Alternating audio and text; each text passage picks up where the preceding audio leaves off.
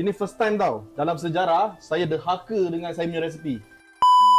Bang. Ya. Bang tengah buat apa tu? Saya tengah buat cili jeruk. Kat sini makcik-makcik pakcik kat KL ni, diorang suka betul cili jeruk ni, nak makan yang char kway teow. So untuk puaskan hati semua pakcik-pakcik makcik-makcik yang datang kedai kita orang ni, so kita orang buatlah cili jeruk ni untuk makan dengan char kway teow kita orang. Oh, cili jeruk ke? Abang boleh tunjuk sikit tak buat macam mana? Boleh kita share sekali lah resipi dia. Okey. Bahan-bahan yang kita perlukan, cili hijau besar, lepas tu kita perlukan garam, cuka dengan gula. Itu je. Simple sangat. Cili ni anggaran dia dalam 150 gram. Okey. Potong je, pakai gunting je. Tak payah halus-halus. Cili jeruk orang biasa makan besar-besar. Macam tu, potong je.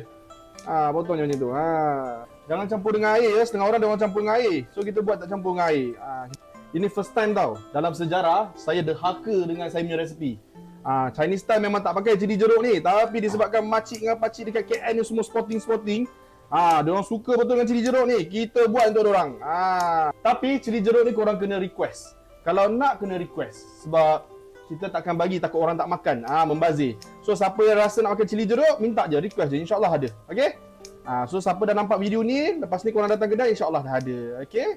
Okey. So lepas kita dah siap potong macam ni, kita letak cuka. Okey? Cuka, anggaran parasi cili ni. Okey. Letak sikit garam. Garam sikit je. Gula pula kita letak dalam setengah sudu besar. Okey.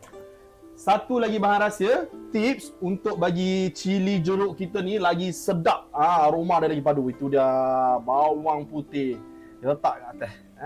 Gitu. Okey, lepas tu kita tutup. Alright, kita kocak-kocak je. Kocak-kocak dia. Sebab apa? Sebab kita tak ada balang yang baru. So kita pakai kontainer ni buat masa ni untuk batch yang pertama ni. Alright, so dah siap. So kalau nak tahan lama, boleh letak dalam peti sehari, besok dah boleh makan. Alright, itu saya. Kalau rasa bermanfaat, boleh share dekat kawan-kawan. Sebab mungkin ramai tak tahu nak buat cili jeruk. Sebenarnya senang je, simple je. Dah settle. Itu dia.